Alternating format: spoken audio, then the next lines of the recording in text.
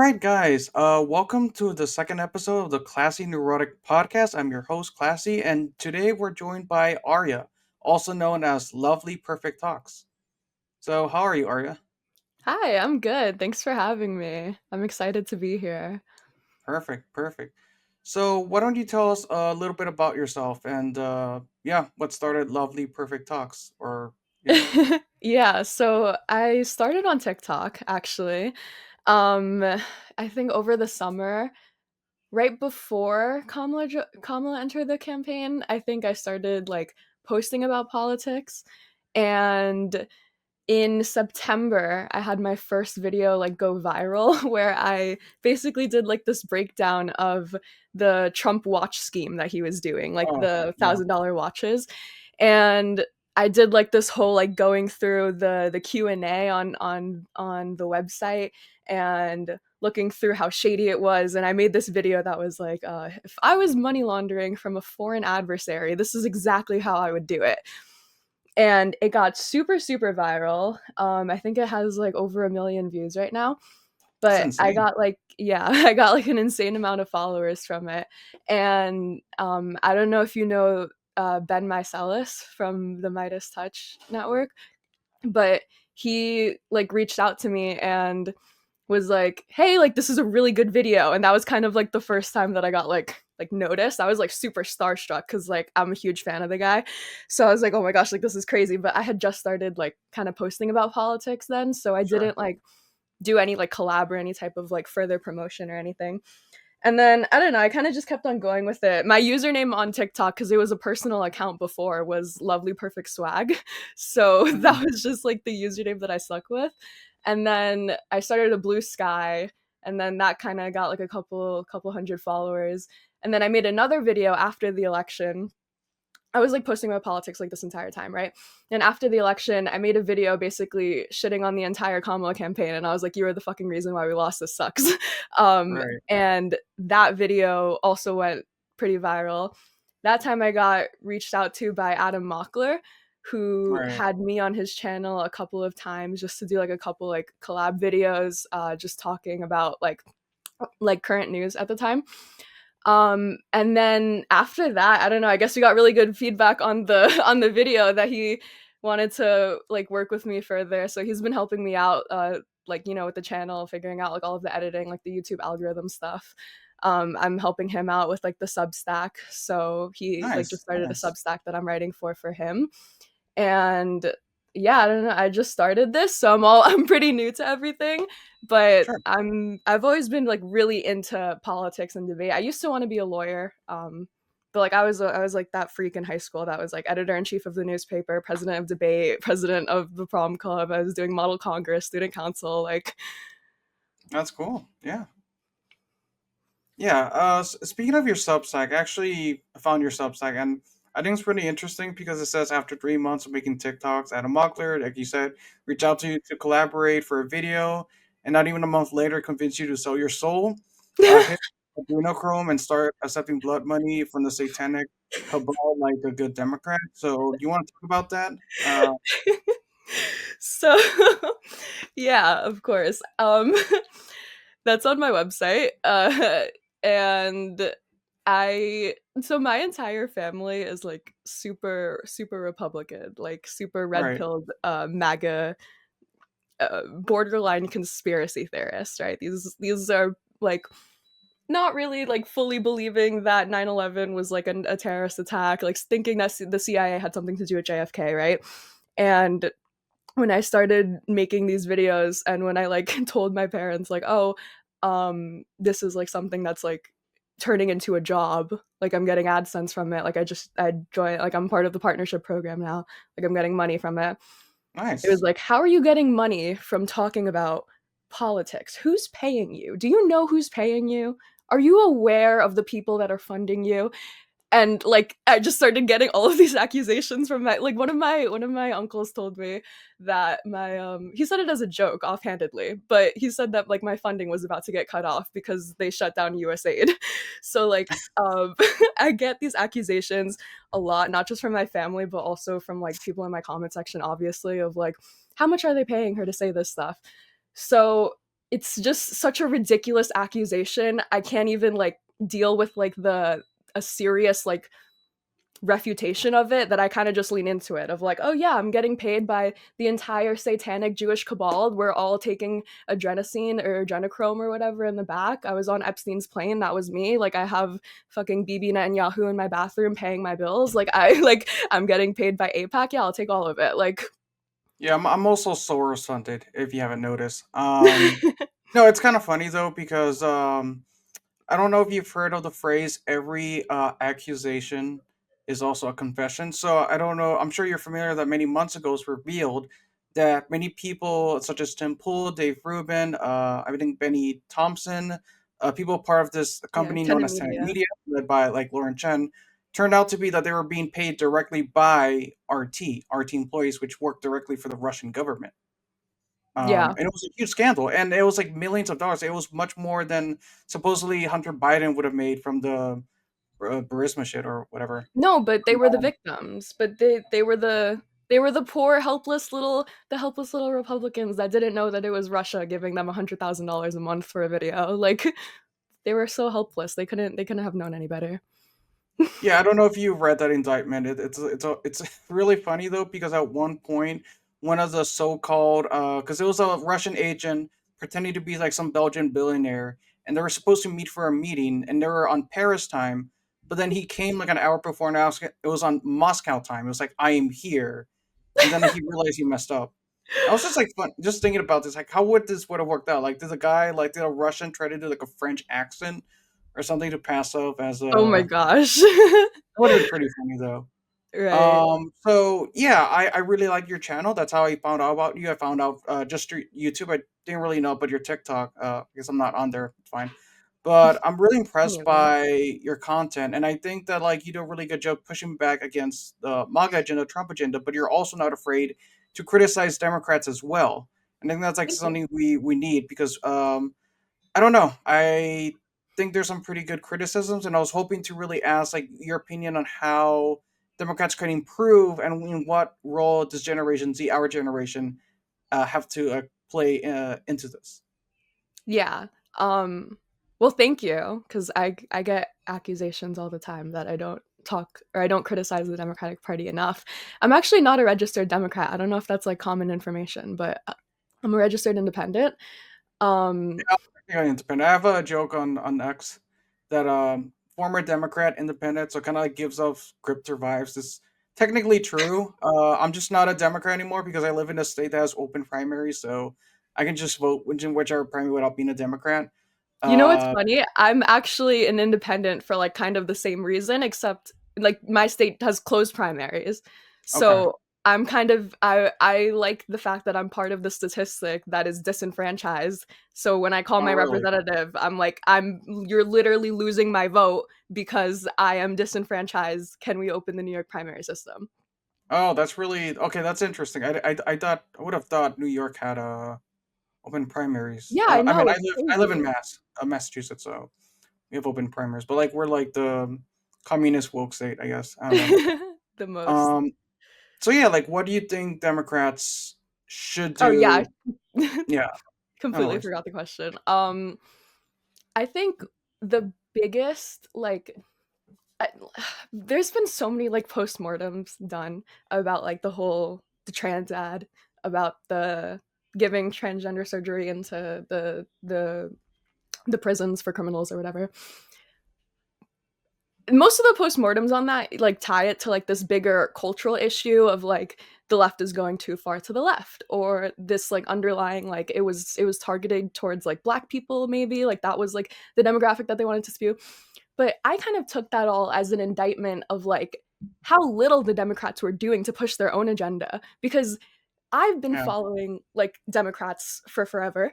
Even though I've like never been registered Democrat. I've always like leaned Democrat. The only reason why I didn't register as one was because I was like 16 when I registered, so I wouldn't Yeah. want to tie myself to a political party.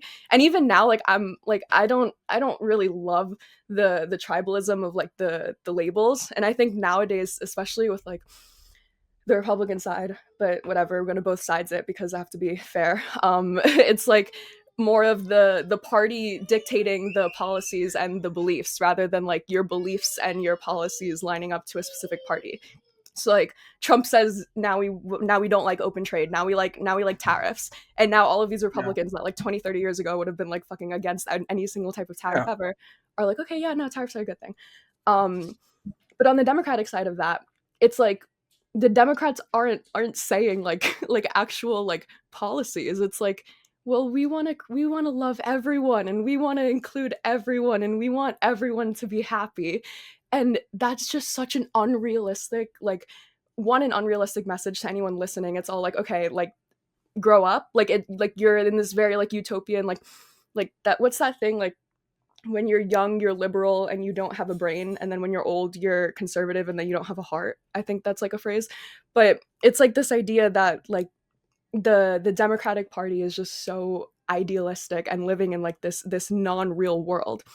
And Democrats have just like let Republicans run with that narrative that we're the ones that are living in like this, oh, you guys want utopia, you guys want free Medicare for all. Like that's unrealistic. Like you can't get that in this world. Like you why did we let them do that? Like, why did we let them get away with running this narrative for so long?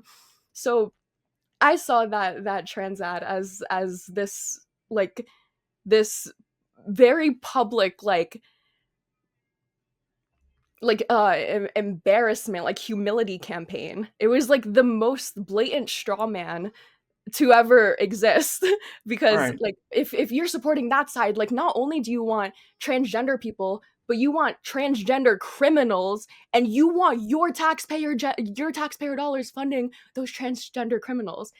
And like there was not a single underlying under like going belief in the Democratic Party that would have led people to think like, no, that's not true. And that's a problem. Right. Like why was there no foundations put in place to say like, no, Democrats don't care about the fucking transgender criminals that are like what, like how did we let them get away with that? Yeah, I think that this is like an ongoing problem that there's a claim by Republicans and Democrats don't know if they should double down or if maybe they should not associate with that sort of thing. Though, Mm-hmm. for example, many people noted that during the DNC, while there was discussions about like Israel Palestine stuff like that, they were very careful like not to like I think that was a mistake. advocate for like a specific position. It was always like very vague and stuff like that. Whereas like the Republicans they were like, yeah, like, we support Israel, and now we have like Trump saying like, oh yeah, let's just displace the Gazans. Like, why not? Doesn't matter. Who cares? Mm-hmm. Um, I think this is like a really big problem. And like, according to like the whole like transgender thing, I thought that Harris's comments on transgender people was actually relatively weak compared to like what they were claiming that it was. That it was this like radical left um agenda. They asked her whether or not she supports trans rights, and she basically gave the most moderate milk toast answer you could possibly give. It was something like, "I support people's right to have medical care from their physicians, and I will support federal law." It's not really answering the question if you really think about it. So that's like something that like really bothers me. Of like just to give a position. Like don't be afraid to double down on that sort of thing. Like don't be afraid, even if it's like unpopular. Like when Trump definitely doesn't care if he says that he's gonna like put like I don't know a 1 billion% tariffs on like Mexico or whatever. Even if it's like widely unpopular, even if people know it's gonna raise prices. Um, so yeah, and you mentioned something about Generation Z, or maybe I'm thinking of another video though. But what it'll be an interesting question. What role do you think Generation Z has in this political climate? What? Yeah, I definitely agree that Democrats need to get more in the habit of taking a stand. Like if you look at I forgot what his last name was, but like the guy that was running against Ted Cruz, like Colin Allred, I think his name was, Yeah, in Texas, he put out like an ad that was basically like him in a locker room, and he was like, I don't want little boys in here. Like I don't like no one's saying that. No Democrat is saying that. And he came I forget how many points within exactly. He came close to like Ted Cruz, but it was like the smallest margin that Ted Cruz had won by since he was first elected. right. So I don't think that there's nothing there in being able to like take a stand, especially against your own party. Like my representative, my district just swinged this last election. We were a red district before, and now we're blue. One of the biggest ads that my representative was running was this anti-border ad, and I live in New Right. York, so it was like her on the border of of Long Island, and Sure. she's like, I'm here on the border of Long Island, and we're feeling the effects of migration here, and we need to do something about this border. And that worked, and she won the election. And like, when you talk to moderates that are in these, I hate that people discredit New York as like the safe blue state, because it's really a lot more purplish than people think. We just have a lot of population in the city, which just like concentrates everything. But like, when you talk to like I forget what his name was, Tom Swayze, I think, like upstate. He's like a lot more like, these people are a lot more moderate. Maybe not Tom Swayze. Maybe I'm thinking of the wrong person. But like these like Republicans or Democrats that are able to win in swing districts, or the seats that just flipped in New York, the seats that just flipped in California, they all did something that ran against the Democratic main messaging. And that's what spoke to their voters. And I don't think it's just a matter of like policy of like, oh, okay, I like that specific policy that's against the Democratic Party, but it's more of like, it shows that you're able to think for yourself, that you're not just like going with whatever the party tells you to, and you're just not obeying like whatever those orders are. So with with it, so now applying that to Gen Z is the most antisocial, like loser, chronically online, mentally ill generation there is.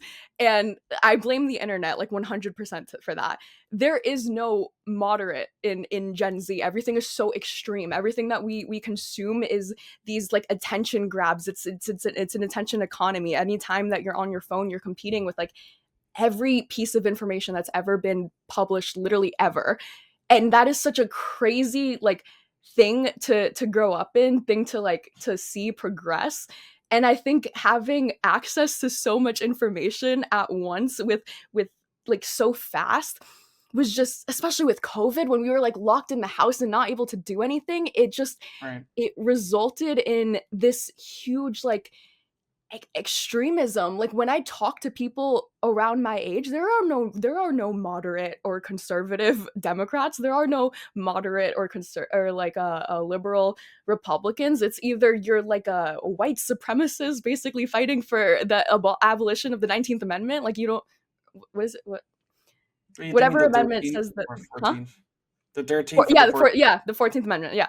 You're either Yeah. like a white supremacist advocating for like the end of the 14th Amendment, and you want all of the white Americans and all of and none of the Indians, or you're like on the left, like this like crazy radical socialist that completely wants to like take down the government and replace it with AOC Bernie Sanders type. And like, none of those are realistic. Those are not realistic. So like, Gen Z, instead of expanding into these further extremes, into this like idea of accelerationism, of we need to burn it all to the ground in order to fix it, I think the Yeah. best thing that we could do is bring it back to the middle and bring it back to a more centrist, like we need to think about what's going to be sustainable. Like, these people, these old farts, they're going to die in like the next 30 years. They're not going to feel the repercussions of like this anarchist government like being rebuilt like we are. My kids are, my grandkids are. Like, I'm going to have to see them dealing with this shit. Like, I don't want to do that. I want to give them like a sustainable, like stable government that they're able to participate in. And I just don't see that happening when you have these two like more and more and more extreme, like just moving the overturn window more and more and more and more. Yeah. I think that when you just perfectly phrased, just kind of shows like how much Americans have lost distrust in the institutions. And what we find often is that people don't understand how our government works. They don't understand how the executive branch work, or even what is the executive branch, or the legislative branch, the judiciary branch. So people see something, and sometimes this happens on both sides, right? People might see something like DOGE, going with Elon Musk, and people say that like, hey, this like USA thing, it's a huge like waste of money. It sends money in this and sends money in that. But like, no, but keep in mind that like this institution has been around for decades, for decades. If there was ever a problem we could have like solved with USD, if maybe there was a legitimate waste of certain resources, we could have solved this years ago. But now what we're seeing is saying like, okay, this system, this a branch of the government does something I don't like, so let's just get rid of it. Why? Doesn't matter. Doesn't matter if there's people whose jobs depends on the USA. Doesn't matter if there's people in other countries whose livelihoods depend on the USA. I think it was just reported that the first step associated with the ending of USD aid funding, I think occurred in Thailand, I believe, or Oh, somewhere I in didn't see Asia, that. where yeah, like basically this woman was supposed to get like an oxygen tank at a hospital because I think she has like some sort of like lung disease, and unfortunately, she didn't make it. The hospital was closed, and she couldn't get her oxygenating tank, and she passed away. It's a very unfortunate. Um, I think that like there definitely has to be more education for people can understand how these government systems work, and that includes myself. I think that there's a lot that I definitely need to learn about. I think a lot of people don't know that like before Doge was everything, we have the Government of Accountability Office, the GAO, which that's Hmm. essentially what Doge is supposed to be. What do you think like caught you by surprise the most in what's happened so far? Or what's like something that's like in your mind right now that Trump has done that's Like I can't get over the hostile takeover of Doge. Like it's it's the that and like the birthright citizenship both. I go back and forth. I'm like that and Tulsi Gabbard actually. Hang on, I forget everything. Tulsi Gabbard is like the number. What the fuck is Tulsi Gabbard doing as the head of DNI? Like that in itself is this woman was paid by like previous members of like Hezbollah to go to Syria and meet with Bashar al-Assad. Like what is she doing as the director of national intelligence? I I think I mentioned this in like the last couple of my videos, but I've been trying so hard to like fight against everything in my being that is telling me that Donald Trump is like a Russian asset and Elon Musk is working for China. Like I can't there's no other reason that these quote unquote like Americans. They're not I don't are you even an American citizen, Elon Musk? Like what is he doing?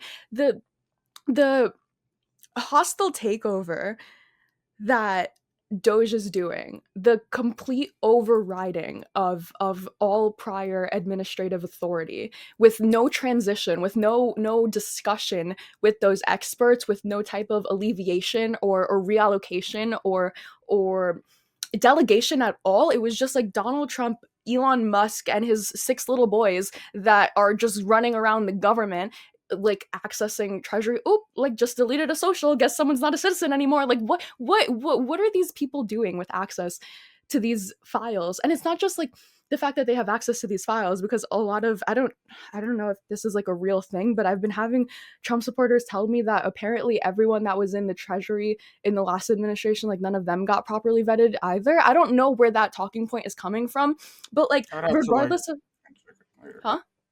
Oh, sorry.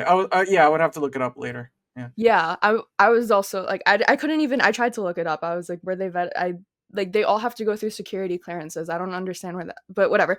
Even if they are qualified, even if they do end up passing the background check, whatever, that doesn't excuse the fact that Donald Trump didn't communicate with any of these agencies. Like the implementation of Doge, when you look at the executive order, it was supposed to be a task force. It was supposed to be like four people sent to each agency, and they were supposed it was supposed to be like a lawyer, an accountant, these were supposed to be like professionals that are able to facilitate the transition of the end of these agencies, of the cutting of budgets, right?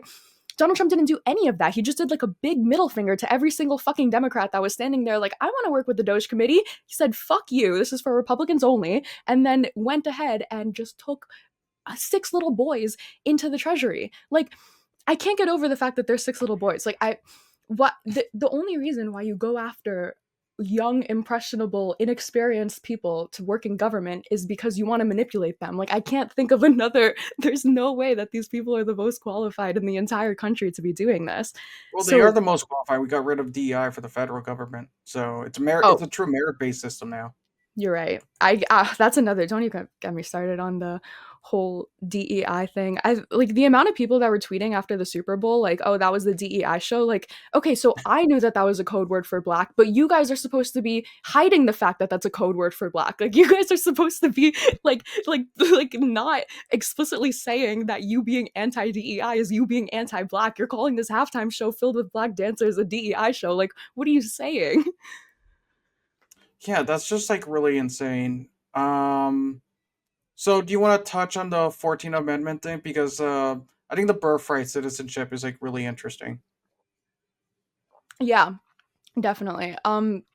So again, my biggest thing with these actions that he's taking isn't just like the action themselves, because there like there's a good argument for amending the Constitution, for amending the 14th Amendment. Um like especially when you look at the past influxes of immigration that we've had, as it kind of correlate, like I've seen people kind of correlate it to the changing of Europe in the 2000s. I think basically every European country amended their immigration laws to only do some type of like one parent born in the country, one parent bloodline. I know Albanians are like super strict. There is an argument to be had about like national security, about like I don't know, whatever. There are definitely arguments, okay, that would support not just giving anyone born in the country citizenship. The way that you would go about amending that is literally laid out in the Constitution. The way that you would go about amending the Constitution is in the Constitution.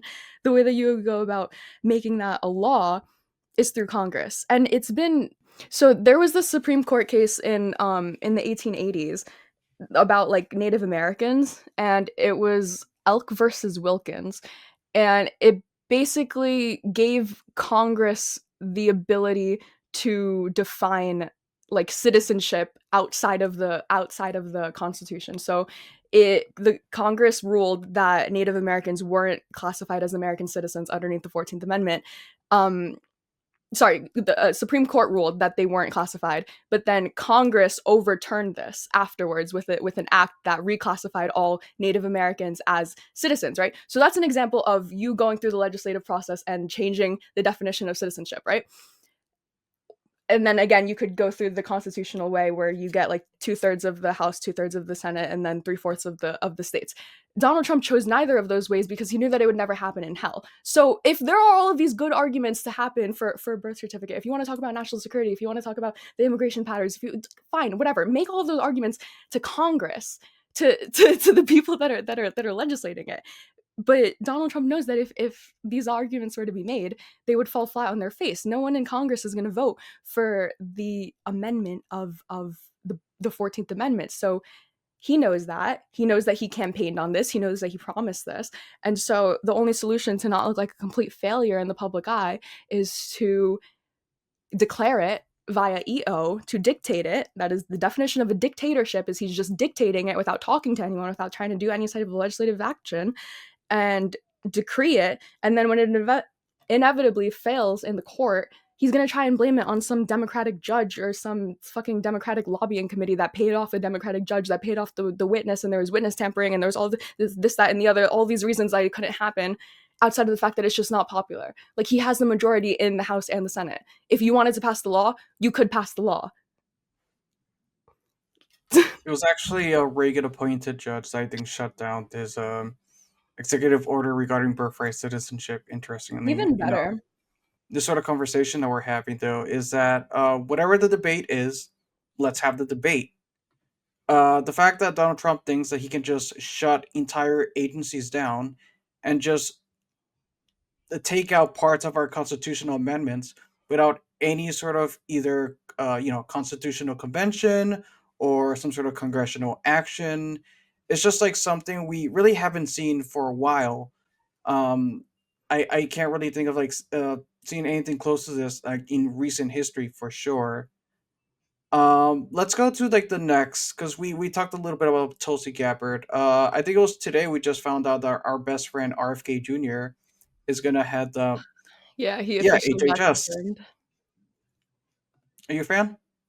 I am not a fan. Oh, My my family is like the specific breed of Democrat that was so prime to be red pilled because they were the hippie holistic like you're only like growing up I didn't get medicine for anything. Like I was never given Tylenol or Advil. I got honey and lemon. Like I was taught about organic and GMO foods from a young age. So I understand why he's so popular for talking about these things. And I wish that there was a Democrat that had. This is what I'm saying. Like, why was there no foundation built before this? Why did we leave this gap open for the Republicans to fill? This is such an easy thing that Democrats could have just been like, boom, veganism, boom, vegetarian, like, boom. Like, these are all very Democratic things. Like, the idea of like healthy food, of fresh food, of eating all organic, of protecting the planet and being like kumbaya and no microplastics. That's such a Democrat. That's such an easily Democrat pilled thing. The fact that RFK just was able to go in and steal it and get like this entire fan base when that's not even what he believes. If you look at this guy's record, he's never been talking about microplastics and about GMOs. His focus has always been on vaccines. His focus has always been on vaccines causing autism, on mRNA vaccines, on this idea that fluoride in the water is gonna like poison your kids or something, like that mercury and like all of these other things are direct like links to autism and all of these other like mental dis. He's not a scientist. Like he's bringing up claims that to the ordinary person that doesn't know the science about I don't know like measles there doesn't know like the history of vaccines and vaccine testing and about what the birth rate and the mortality was like back in the fucking 1800s before we had vaccines. If like to all of those people that are so far removed to all of these diseases and like real world impacts and like actual like scientific concepts, he sounds really good, which is why he's so popular. And I think that's an issue with populism if I'm thinking about it now. And this is why we shouldn't trust the masses with anything. no, I get you. I'm an anti-populist myself, but by definition, you can't really run a campaign without being a populist because you have to appeal to like the ordinary man anyway. So yeah, no, I definitely get where you're coming from. One thing, like I think you made a video about AOC. Hmm. Do you want to talk about a little bit about AOC and like how she plays into this? Because I have a feeling that she's going to become a lot more relevant during these years, and compared to like the responses of other Democrats, I'm much more impressed by AOC's messaging than what we see from other people. And I definitely think that she's stepping up right now. Like I just saw her on Instagram live Right. like a week ago. She did like that whole thing that got a couple of clips that went viral. I really liked the series that she was doing right after the election where she was like talking to her voters and like asking them like what they voted for from her. I hate that she didn't get picked for the oversight committee, for the ranking member of the Right. oversight committee. And I think that we need to focus on her, like not just because of like her like back in 2020 I was like chanting AOC 2024. I'm not of that belief now. I think even 2028 she probably wouldn't be able to win.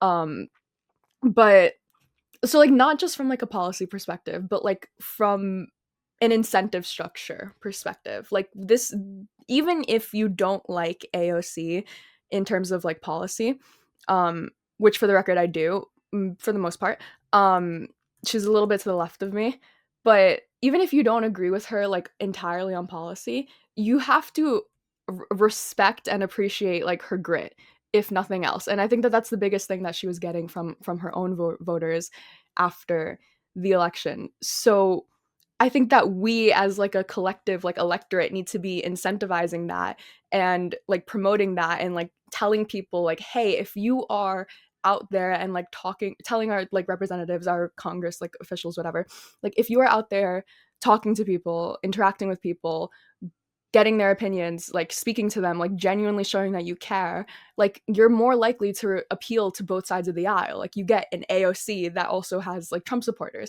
So like I love AOC. I love her passion. I love her energy. I love that she's Latina and like I'm also Latina, so I appreciate that.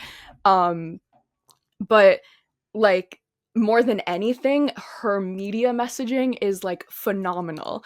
And I think it's such a waste that we're not like more like I think that she should be like the fucking spokesperson of the Democratic Party right now. Like I don't You don't even think Jeffries is uh pulling his weight? I think he's a dork. He's too much of a dork. Like oh my gosh, I saw like Hakeem Jeffries and Chuck Schumer doing like the Stop the Steal Act for to stop Elon Musk hacking the Treasury, and it was like Chuck Schumer and Hakeem Jeffries. They were like whispering to each other, and we're like, we're gonna call this the Stop the Steal Act. And I was just like, oh my god, you guys are so lame. Like you this is the lamest way to message this. Like this is a real hostile takeover that is happening in the government. And you guys are like, stop the steal with like these weird little fucking presentation bull charts behind you. Like what is like who is this appealing to? The thing is I like these congressional hearings, like the most of the meetings are not even for the Congress members at this point. Like they're for the public. They used to be for the Congress members, but everything is so mainstream now. Everything's such a TV show that like it's for the public. The public is the one watching these. So even though like yes, you do need to have like that policy, like that kind of like nerdiness of like getting down to like the business or whatever, like you do have to understand the audience. And the audience isn't just these people in the room. It's also those constituents that are like going to vote for you for re-election. So if we're just more conscious about the fact that like we are always on camera, there's always an audience, you're always campaigning the way that AOC is, like I think that that would just be a overall better direction for the Democratic Party to move. So this actually came out just today that Bernie Sanders, Senator Bernie Sanders from Vermont, is actually going to start doing rallies in Iowa and Nebraska as a way to bring more to attention to what's going on to the Trump campaign. I think one thing that has always impressed me by Trump is that when he first got elected back in 2016, he never stopped doing the rallies. He didn't Yeah. have to do the rallies, but he never stopped doing them. And by that, he had a really good, faithful base for him that came out to vote for him, even if he didn't win in 2020, but they still came up to vote for him. And of course, in 2024, and he's still doing rallies, even though he technically uh, can't run again, but who knows? Like, we'll see. Mm-hmm. Insane. He can't Uh, run. yeah, but I think you really hit a good point about messaging that like right now, the Republicans have the executive branch, they have the House, they have the Senate. We need to do everything possible to point every single terrible thing that's going on right now and just blame it on them. Put as much blame on them as possible because they do the same thing with us. I mean, like this happened like a couple years ago with like, the prices like due to inflation, things like that. That's saying like, oh, Biden caused this, Biden caused that. And then of course we on the left were like, well, actually, the gas prices are due to this global supply chain. They didn't care. It doesn't matter. So like we're doing the same thing. I mean, I don't know if like you see social media that people are complaining about the eggs. Why are the Yeah. Well, did you I saw Caroline Levitt try and blame that on Biden because apparently Biden killed a million chickens for no reason. Um the Oh, reason I didn't why hear that talking point. oh so so they're saying that the reason why we're facing an egg shortage and why egg prices are so expensive right now is because Biden killed a million chickens for no reason or because of climate change because they wanted to reduce like farming. The carbon Except emissions from the chickens? yeah, except first of all, Okay. chickens have like the lowest carbon emissions out of all of the animals. It's chicken and salmon, so I don't know why you would go after chicken first, but okay. Second of all, they were killed because they had bird flu. so they were they were chickens that were killed because they had bird flu that could spread to the other chickens. The funny thing about that is Donald Trump pulled out of the WHO. So now we don't get the global alerts for the progress of bird flu because bird flu is a global infection. I don't think it's like reached pandemic status or whatever. So now we don't get updates about bird flu from other countries because we pulled out of the WHO, and we also have Donald Trump blaming, or Caroline Levitt blaming Joe Biden for having to kill these chickens because of bird flu. When inevitably, when more chickens get bird flu under Donald Trump because of these lack of alerts from the WHO, probably what that's going to be blamed on Biden too. Like, or maybe they just won't kill the chickens and they'll just let bird flu like run rampant and they'll just say like it'll go away in a week. I think at this point, like we have to put the blame on Trump, though. Even if the bird flu possible pandemic started technically under Biden, the fact that he would just seize communications with the CDC, FDA, and NIH during this time, and also put a pause on grant reviews, is just like really playing an integral role in this. And Yeah, I don't really see the justification for it. yeah. As for the grant reviews, I haven't been hearing many people like kind of concerned about this because I guess it's such a Well, I'm it's more of concerned like about this. My salary is based on NIH, actually. really. I'm a Oh my gosh, biomedical researcher. Yeah, that's crazy. yeah. It's not a big deal. I mean, whatever. Like lose a job or something. Oh yeah, whatever. Well, okay, so wait, that's interesting. So from like the way that I've been following these NIH things, right? With the cap that they did for the university spending, they put like a 15% cap on like in indirect spending, and that's like all of like the administrative costs, like the facility, like the equipment or whatever, like things that you can't allocate to like one specific grant, right? They put a 15% cap on that, and it was at like a 26% cap before, but this is basically like such an ill-workable number that like universities are going to have to come out of pocket for everything involving like all of the like the homing supplies, like the infrastructure that they have in place. So what what this is going to lead to in my head is like offshoring, like my college, I went to CU Boulder. Like we had all of these study abroad programs, like partially because yeah, it's like cool to have study abroad, partially because they have better infrastructure over there. Like it's better to go over to London and do a course on informatics over there because they have like these cool like data labs and whatever. They have like data centers. You go over there, you pay money over there, you pay their universities, right? So this is in when you cut off all of these university grants, all of these university fundings for American universities, when American universities are supposed to be like the top of the top, right? It's just going to get offshored to Europe, and then you're just going to have this huge brain drain of people moving to Europe because it's like, well, why the fuck would I want to live in America anyways? Like it's so much nicer over here. Taxes are so much like less effective. Like everything's so cheap. Like everything is so lovely. All of the food is so yummy. Like, and I get my NIH. Like, and I get my funding, and I get my research. Like, what are your like? Do you see that as like a potential like an indirect effect of like this brain drain in the country? so it's no secret that a lot of our workforce in science does come from overseas. They definitely have a lot to bring to the table, and it's a huge problem right now because many people here in the United States, maybe they go to school, they do their PhD, they have the sort of luxury of deciding, do I want to do industry? Do I want to stay in academia? Or maybe I want to do venture capital. But there are many people who are fine working a postdoc job that doesn't pay that much if it means that they get to do the science that they want to do. And of course, we benefit by having a diverse pool of scientists. So I think it's definitely going to have a massive effect in just generating new ideas, which of course we need to like deal with like ongoing issues. When like, what's going to happen with the next pandemic? What's going to happen with just ongoing research right now with like Alzheimer's disease, which is what I'm involved in. It's Mm. it's it's a concern, and it's affecting us here as well, actually. So a lot of people don't know about this, but the NIH has a postbac program. So basically, if you graduate from like an undergrad with your bachelor's, you can spend 2 or 3 years at the NIH before applying to like graduate school or medical schools. And due to the executive order, the labs are just not taking postbacs right now. So That's like, crazy. yeah, yeah, it's insane. So I don't know. Less people are gonna go to graduate school or medical school, or maybe people are just gonna like go to industry. And I feel like that could be a drive. I think that like a lot of this biomedical research ultimately it has to continue.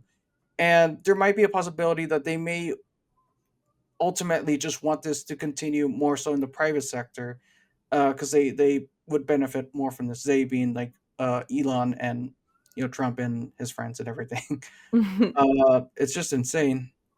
What are your thoughts on the January 6th pardons? Oof. Well, they're bad. I think I'm not so upset about the actual, like, the action of pardoning them itself. I'm more bothered, or I guess, like, concerned about the message that doing it as, like, one of the first, I think he did that like his first day in office.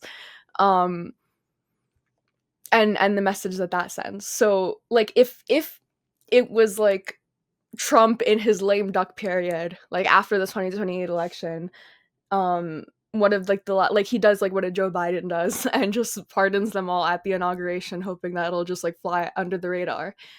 I don't think that I would be as bothered by it. I think that I would have expected it, and I think that I would have, like, been, like, okay, whatever. Like, it was gonna happen. Like, these people are like bad, and they probably shouldn't be out, but like, okay, it's gonna happen.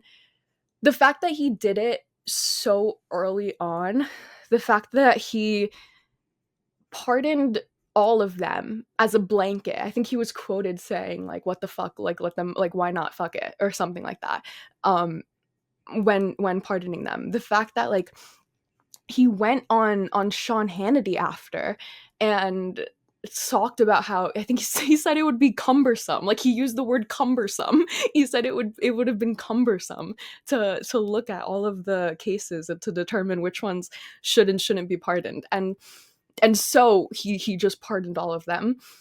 And I think that that just, like, blatant disregard for the fact that these people, like, first of all, someone, like, people died, like, I think 4 people died that day, and then, like, officers after, like took their own lives.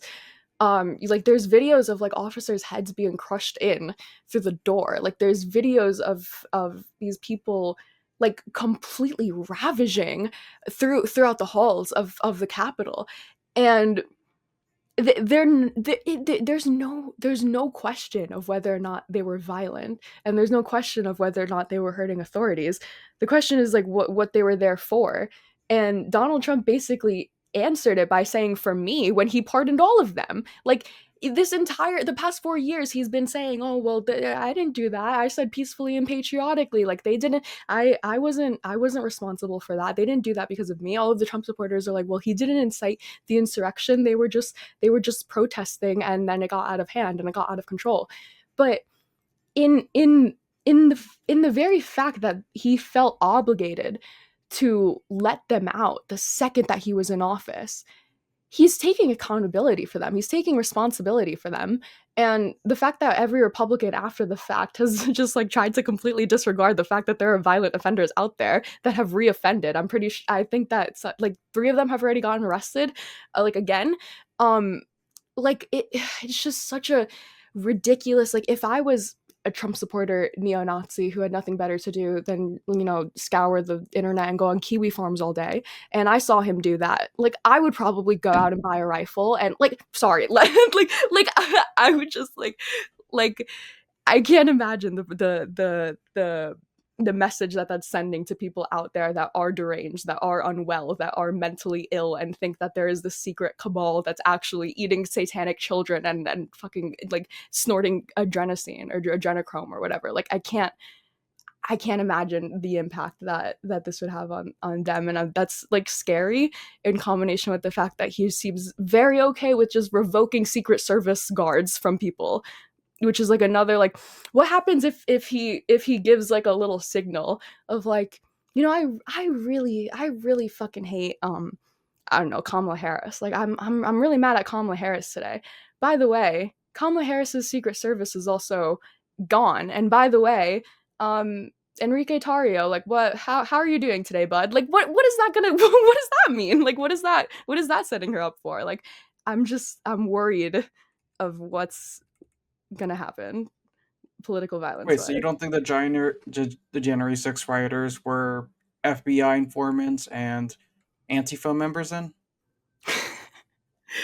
The Antifa thing is crazy to me. Like the first time that I heard someone claim that Antifa started the riots, I was like there's no way. There's literally there's court documents.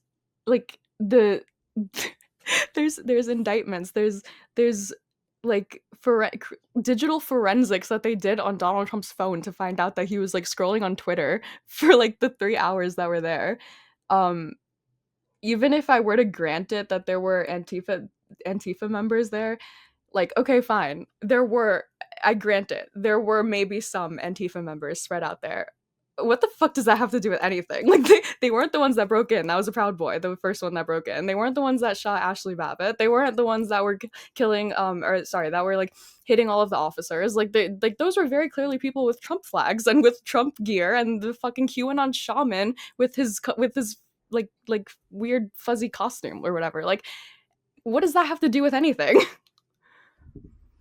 Yeah, I think one of the most distressing things about the whole January 6th thing is not just the violent rioters, but the whole behind the scene things. Because at the end of the day, this was a coup. This was trying to overturn the election by using a false slate of electors, and then sort of Trump just taking advantage of the chaos. I mean, whether or not he incited the actual right, I guess that's more debatable. But he did try to like overturn the election, and I don't know how we can get past this. I mean, how do we convince people that our democracy is under threat?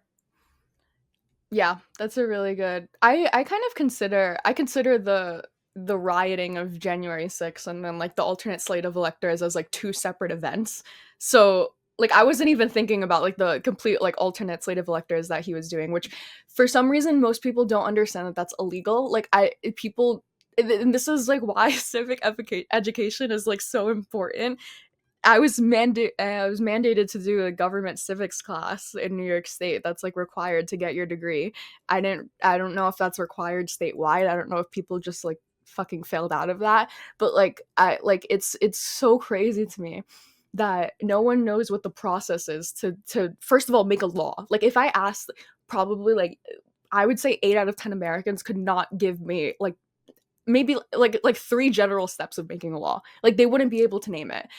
They wouldn't be able to to cite the responsibilities of the executive or the judicial or the legislative. They wouldn't be able to tell you which checks and balances occur on which. And that's an issue because then when they vote for people that break those laws so blatantly and they don't know any better, it's like why would you believe anyone telling you otherwise? Like if you're like, okay, so this is a really good example. I grew up in New York. Everyone jaywalks here. Everyone jaywalks like crazy. It's like it's not even a thing. It's just so like it's so a non-issue of just jaywalking. I didn't even realize that that was illegal or that that was like a bad thing or that that was like culturally like weird until the first time I went to California and tried to jaywalk and I got stared at by like a bunch of people in California. Like because no one had ever like I just didn't realize that that was like a thing. And that's fine when it's like little like things like jaywalking, like okay, sure, whatever. When it turns into like, oh, I didn't realize that it was like this, I didn't realize that it was a bad thing for the president to just claim that these alternate electors that were never approved by any governors or any state legislators or any state election boards, like I didn't realize that it was illegal for someone to just make those up and just submit them to the House of Representatives for certification. Like that's just such a serious like issue that I don't know I don't know if there's a way to fix it, in especially when they want to like defund the DOE and they want to completely get rid of it. Like how do you even begin to address that? Sure. I think it's a huge problem. So, as we come to a close, what message do you have for people in our generation, Generation Z? Ooh, that's a good one. Um I don't know. I guess probably just what I said earlier, which is like try to get out of whatever like internet echo chamber sphere of like algorithmic there's like this like funny thing that people comment on TikTok all the time where it's like, how dare this show up on my For You page? And it's this idea that like your phone is your space. It's like your special, like this is my own little universe that I created for me, and it's optimized for me, and it's everything that I like, and it's nothing that I don't. And when we fall into those bubbles, into those like closed ideas of reality, it just turns into this very tribalistic, what I'm consuming is right and everything that's outside of that is wrong. And once people are aware that that's going on, I guess that's it. Just people just need to be aware that that's going on. Like once you acknowledge that there is this alternate reality in your phone and that you can't really trust everything that it says at face value, like you have to, even just like the Google search results that are being Yeah. presented to you, like those are based off of your algorithmic choices. Like once you kind of go into consuming media with the idea that there are these predisposed biases that you can't control, I can't control, like no one can control it, it's just there, it just exists, then you can start to kind of digest and consume media and politics in a more like critical way, rather than just like whatever I see on my For You page is right because it's algorithmically for me and this is what I'm supposed to believe. All right, perfect. Well, thank you so much. I've had a great time conversing with you. I think it's been really good. And yeah, everyone, if you want to subscribe to Arya, Lovely Perfect Talks, I'll have a link to her YouTube channel in the description below, and I'll also have a link to her Substack. Definitely look forward to the articles you're going to write in the future. And yeah, thanks again for coming on. Thank you. Thank you for having me.